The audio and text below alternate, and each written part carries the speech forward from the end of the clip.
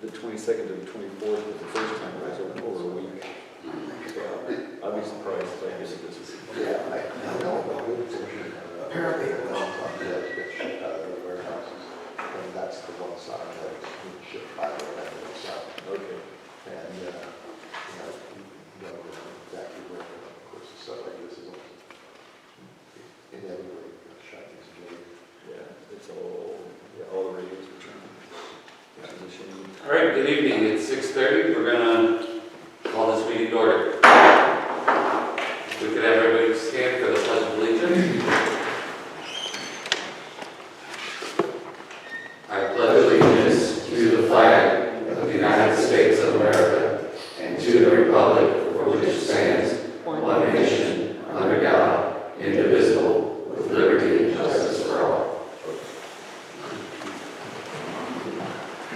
Mayor Pro Tem Scott Stady. Present. Councilmember Mark Mullen. Present. Councilmember Jeff Shirley. Present. Absent Mayor Justin Hamilton. Absent Councilmember Tex Hunt. Absent Councilmember John Schwartz. Have a quorum.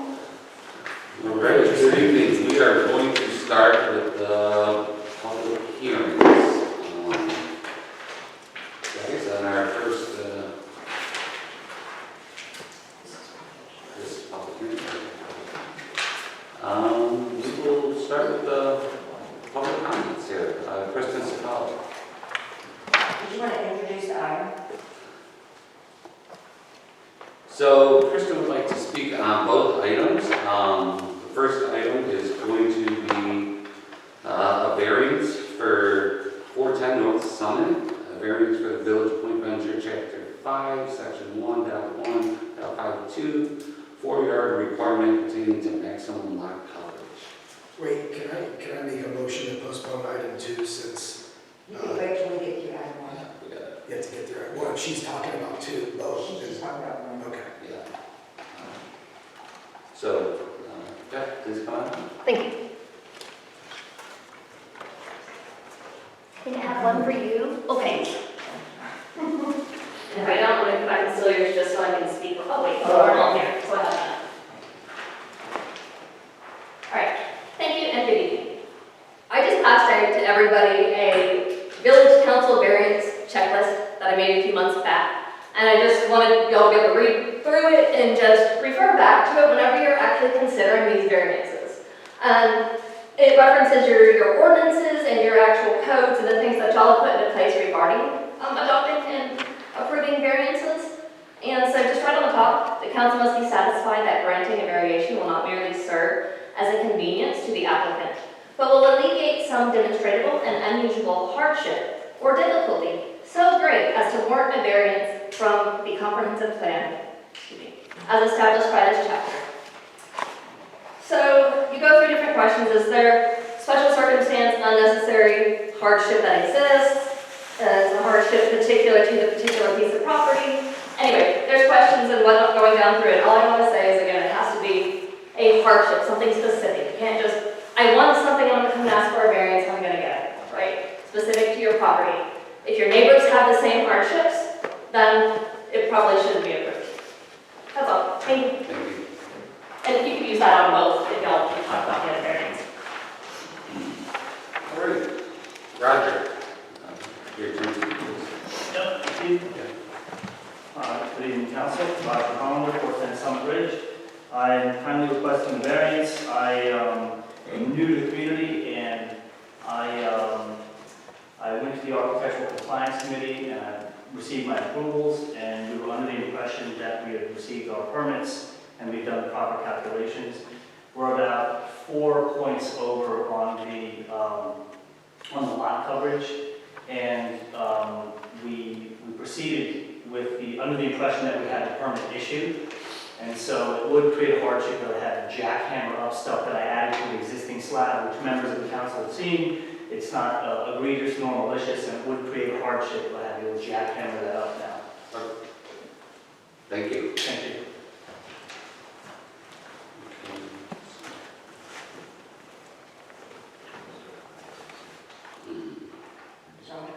So, okay guys, they already looked at it, they, I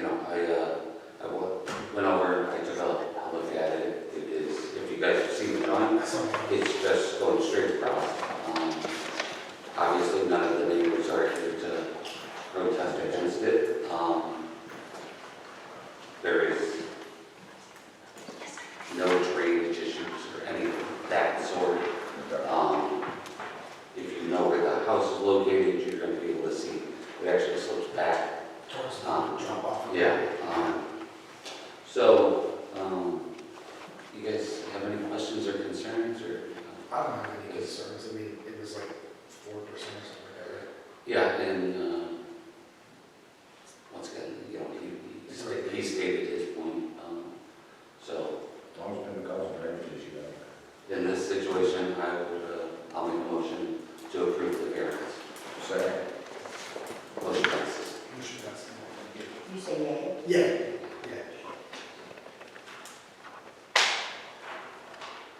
Now, Okay, on to the public hearing, for the second one. I'm gonna make a motion for this item to be postponed to the first meeting at which a hearing may be legally noticed after owner/applicant notifies the staff that the matter be placed back on the agenda. Second.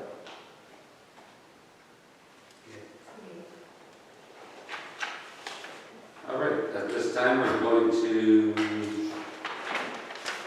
it is 6:36, we are going to enter our regular council meeting. Do we have public comments? Okay.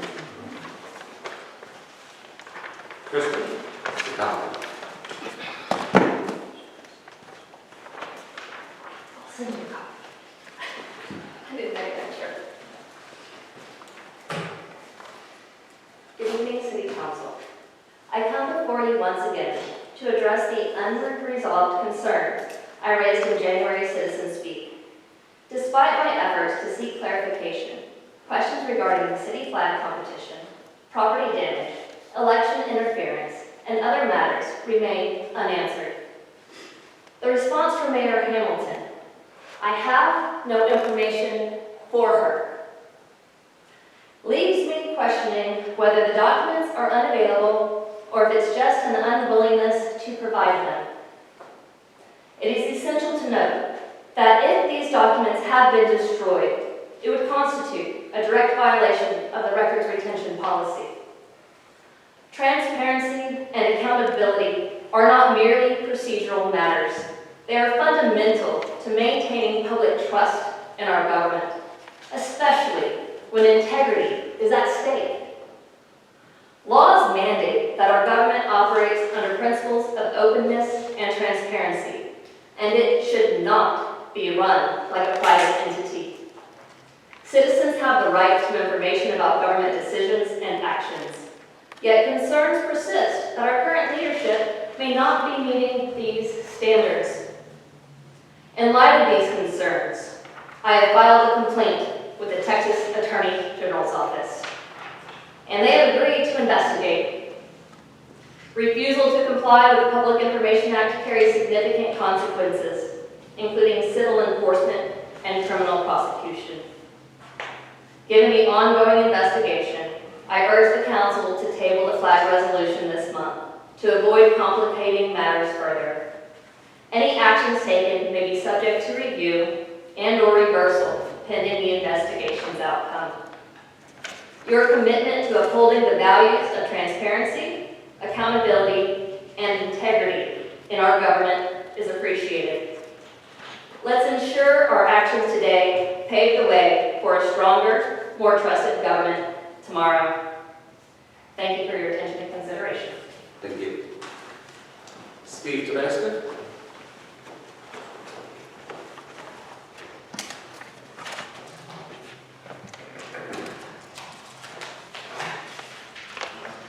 I wanted to thank the council for approving the 2 seats in the P&Z. It feels like we can actually get work done now. So one of the members, the new members, is here. I'd like to introduce him. Eric Carlson. Raise your hand. Yeah, I'll come up in a second, sure. Okay. And the other one is not here, but we did have him at the other meeting for the PNC. What I'd like to do is, we also agree that we will include the P&Z minutes in the council, and I'll do everything to get them where I've already wordsmithed them at least once, and then obviously an approval of the next one, right? So, just as a caveat, it is still a draft until it's approved. But at least we'll have it going through. So what we're doing is in the P and Z, we're working on a couple of things, really to manifest itself into one submission. One of the things that was in there as we reviewed it, one of the previous council members talked about many different errors in there, and used the word thousands at a time. So we chose to, read it over again, and we did find things that might be need some clarification, something that needs some fixing. So maximum density is definitely going to be redefined, even though some people are in the P&Z are arguing that it is a good definition. I think it can be clarified. Impervious coverage and what goes into the lot coverage. A lot of that we submitted before. We will be making slight modifications to it. We did a variety of scrivener errors. Didn't really change context. However, while we're in there, let's fix them. And then there's some ideas around what you could do for variances on specifically lot coverage and impervious coverage that we're going through. And this is new information that we've dug up since. Okay. What we've done, and we're looking through a lot of information. First, there's EPA is already addressing that, and they're really talking about it as stormwater runoff and the consequences. And a lot of good data there. USGS has similar kind of information, focused a little bit different on different stuff. But then getting closer to home, LCRA has a couple of things, and one of them is stormwater credits. And we're going to see how that applies to individual lots and maybe apply it there. A lot of what I read here is for the development to do, which obviously would have been 50 years ago. But we're going to see if we can extend it and make some of these credits possible if people want variances there. But really specifically, the Highland Lakes one, this is an LCRA one, has a rainwater harvesting system, and you get credits for that. So essentially what you're trying to do is, instead of letting water run and be somebody else's problem, you want it to be controlled. So if you control it and obviously put it back in your grass when it's not raining, it's going to do exactly what we want it to do, and it's filtered through the ground. So that's something that we are looking at adding. And then finally, there's something called low impact development. Again, another LCRA document. So actually, Hill Country Alliance document. We can give you access to all of these. It's a lot easier to read it on the actual web because there's a lot of pictures. But the one thing that happens is there's really two things that is going on here, and that is flooding, which is what we're talking about, controlling water so it goes off of your property. But two, what we're finding in a lot of these is literally water quality. So to me, you can envision it sort of like this. Our wastewater treatment plant has to put it onto the ground, and the ground has to absorb it.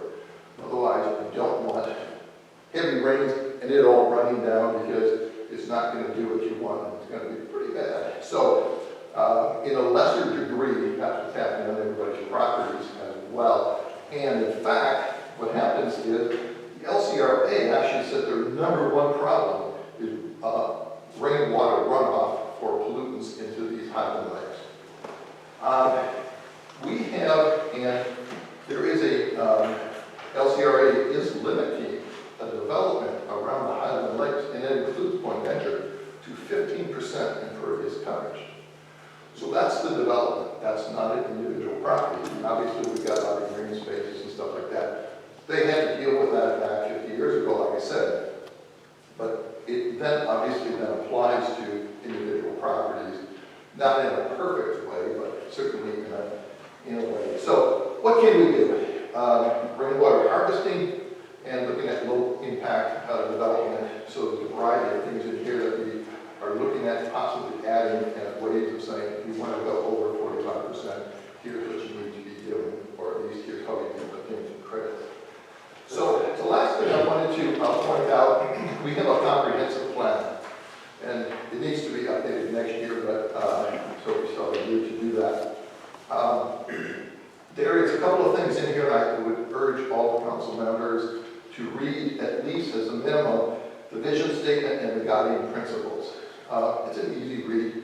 There's really no specifics in here to say here's what it is, but there is certainly guiding directions to it. And that's what we're using and keeping that as an eye on things that we're trying to put into the ordinances to then, of course, add some details to it. But that's what we're doing, and when we have an open meeting to have the draft changes, I would like to see at least some council members there so we can have a discussion, and if we don't do this, throw it over the fence and throw it back. And so I would appreciate that, and thanks for your time. Thanks, Steve. Thanks, Dave. All right, that's it for public comments. Oh, Mayor, I want to introduce myself really quick.